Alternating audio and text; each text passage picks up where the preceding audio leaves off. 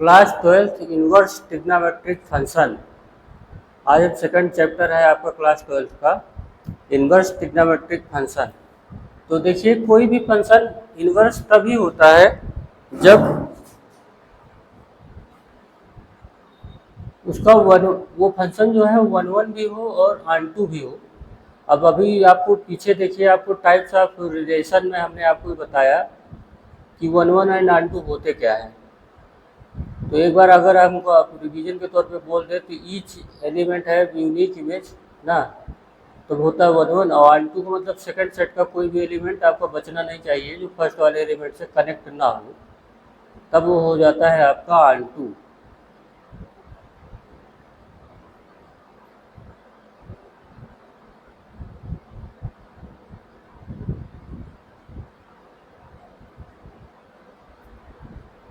Inverse trigonometric function तो inverse है function, तो उसके लिए फंक्शन को one one and onto होना जरूरी पड़ता है।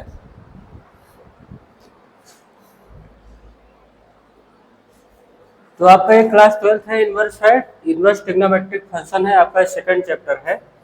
तो देखिए इसमें कुछ बेसिक बातें समझ लिया जाए। देखिए साइन 45 की वैल्यू अपने अर्लियर क्लास में पढ़ा होगा, तो क्या आता है 1/√2। ध्यान से समझिएगा, ये जो 45 यहाँ पे डिग्री है, ये क्या है डिग्री। तो 45 डिग्री इक्वल टू क्या हुआ 1/√2। अगर हम इसको यूँ समझे, जैसे ये समझ लीजिए, थोड़ा जैसे मैथ टाइप पे थोड़ा ट्रिक समझिएगा इसको। साइन इंटू 45 है, तो अगर साइन को यहाँ डिवाइड करेंगे तो 1 यहाँ इसके नंबर के जस्ट पहले 1/साइन लिख दीजिए, और जब साइन ऊपर जाएगा तो क्या बन जाएगा sine inverse 1/√2 equal to 45 degree. जैसे ऐसे कर लीजिए, जैसे समझ लीजिए 45 डिग्री है, यहाँ 1/√2 है, तो यहाँ आके साइन बैठ गया। अब इसका जब ऊपर की तरफ जाएगा, मतलब ये थोड़ा रफली ट्रिक जैसे बताया हूँ ताकि आप समझ जाइए कि इधर जो होता है वो आपका रियल नंबर होता है और इधर जो आएगा वो डिग्री होती है। ये समझ पाए कि नहीं, इधर वाला आपका रियल नंबर है, ये वाला डिग्री है। अब मैंने आपको बताया कि function is one one and onto, then the inverse of the function is exit.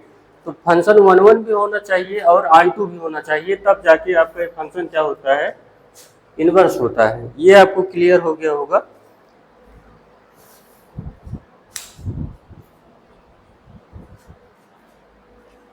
इतना बात आपको ये क्लियर हो गया होगा। अब देखिए यहाँ पे कुछ प्रिंसिपल वैल्यू है। प्रिंसिपल वैल्यू मतलब होता है कि मेन वैल्यू, जैसे स्कूल का प्रिंसिपल होता है वैसे मेन वैल्यू है कि इस रेंज में इसको रखना पड़ेगा। याद रखिएगा इसको, आपको साइन इनवर्स की जो प्रिंसिपल वैल्यू होती है -π/2 टू π/2। ये देखिए क्लोज ब्रैकेट है, मतलब ये भी वैल्यू को आप टच कर सकते हैं और इस भी वैल्यू को आप टच कर सकते हैं। कास इनवर्स का जो प्रिंसिपल वैल्यू है आपका 0 टू π, लेकिन क्लोज इंटरवल है, ध्यान दीजिएगा। क्लोज मतलब इसको भी 0 भी लिया जा सकता है और पाई भी। कोसेक इनवर्स का देखिए साइन इनवर्स -π/2 है, तो साइन का ही उल्टा होता है कोसेक इनवर्स, साइन का ही रिवर्स होता है कोसेक इनवर्स। तो जो इसकी है वही है इसकी भी, मगर साइन 0 पे 0 आता है, तो कोसेक 1/0 कर देंगे तो नॉट डिफाइन होगा, इसलिए 0 इसमें से कट कर दिया गया है। ऐसे सेक देखिए, तो कास का ही तो इनवर्स होता है सेक, तो कास का जो प्रिंसिपल वैल्यू है 0 टू π है, तो सेक का भी वही होगा 0 टू π, क्योंकि इसी का ये इनवर्स होता है। मगर कास π/2 पे वैल्यू आती है 0, तो सेक π/2 पे नॉट डिफाइन आएगा, इसलिए π/2 को इसमें से माइनस कर दिया गया। ऑलरेडी आपको सेट का माइनस बताया गया है 11th में।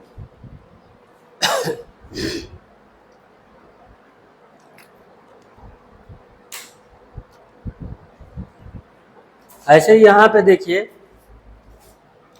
tan इनवर्स पे ओपन इंटरवल है -π/2 टू π/2, और काट पे क्या है, काट इनवर्स पे 0 टू π। ये आप याद रखिए, क्योंकि इसी पे बेस आपकी एक्सरसाइज के क्वेश्चन लगेंगे एनसीईआरटी मैथ का।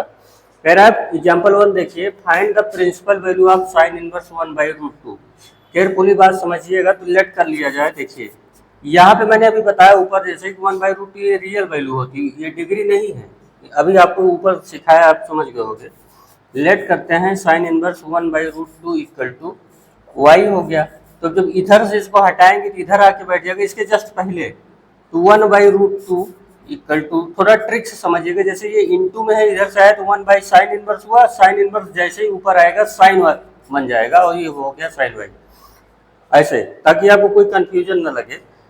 Sign y equal to 1 by root two. अब आपको पता है कि साइन वाई की वैल्यू 1 बाई रूट टू कब आएगी, जब साइन 45 होगा, 45 मतलब पाई बाई 4। आपने पढ़ा है कि पाई रेडियन इक्वल टू कितना होता है, 180 डिग्री होता है ना। तो रेडियन का रिलेशन विथ डिग्री ये आप 11th में पढ़ चुके हैं। तो यहाँ sine y equal to sine pi by 4, तो वाई इक्वल टू यहाँ से कंपेयर करेंगे पाई बाई 4, और पाई बाई 4 आपका प्रिंसिपल वैल्यू की रेंज में लाई करता है। देखिए माइनस पाई बाई 2 से पाई बाई 2 के बीच में 45 डिग्री आएगा। तो ये आपका आंसर हो गया, जो भी देना है प्रिंसिपल वैल्यू के रेंज में देना है अकॉर्डिंग टू द फंक्शन। ठीक है, ऐसे ही हो गया एग्जाम्पल नंबर 1। अब देखिए एग्जाम्पल नंबर 2, देखिए एग्जाम्पल नंबर 2। एग्जाम्पल नंबर 2 में होता है आपका प्रिंसिपल वैल्यू ऑफ काट इनवर्स -1 बाई रूट 3। पीवी मतलब प्रिंसिपल वैल्यू ऑफ काट इनवर्स -1 बाई रूट 3। तो इसको आपको निकालना है, तो फिर वही कर लीजिए, लेट y इक्वल टू हो गया आपका काट इनवर्स -1 बाई रूट 3।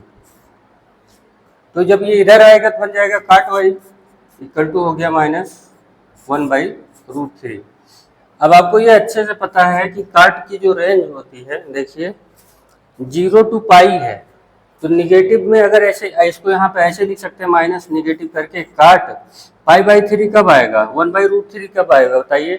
tan 30 की वैल्यू आपको पता है 1 बाई रूट 3, और tan 60 की रूट 3, तो tan 60 का ही तो रिवर्स होगा। तो यहाँ पे काट पाई बाई 3 करेंगे, मगर अगर इसको कट किया जाएगा तो y equal to minus, cut करो काट को, तो y equal to minus pi by 3 आएगा। लेकिन आपकी जो प्रिंसिपल वैल्यू की रेंज है यहाँ पे देखिए, ये क्या है, 0 टू पाई है, उसमें नहीं है, ये माइनस कहाँ आएगा उसमें। तो इसको जो है आपको देखिए, हम यहीं पे आपको बता दे रहे हैं, ऐसे देखिए, ये आल होता है, मतलब इसमें क्या होता है कि सभी ट्रिग्नोमेट्रिक फंक्शन पॉजिटिव होते हैं, मतलब ये 0 टू 90 है, समझिएगा, और ये 90 टू 180 में साइन का होता है, और इसका इनवर्स कोसेक पॉजिटिव होता है, मतलब मोर देन 90 और लेस देन 180। और ये 180 टू 270 होता है, इसमें tan चलता है, इसका इन्वर्स भी पॉजिटिव रहेगा काट। और ये होता है c मतलब कास, और उसका इन्वर्स क्या होगा सेक। तो इस ये सबकी अपना अपना होम है, इसमें आल साइन पॉजिटिव होगा, इसमें केवल साइन का चलेगा, इसमें साइन पॉजिटिव रहेगा, इसमें tan एंड काट पॉजिटिव रहेगा, इसमें कास और सेक। तो ये 180 टू 270 टू 360 है। ठीक है, तो देखिए अपने को काट निगेटिव चाहिए, तो कोई भी ट्रिग्नोमेट्रिक फंक्शन हो वो 2 क्वाड्रेंट में पॉजिटिव होता है। देखिए कैसे, एक यहाँ पे पॉजिटिव होगा, एक अपनी फील्ड में, तो 2 जगह पे आपका पॉजिटिव होगा और 2 जगह पे निगेटिव होगा।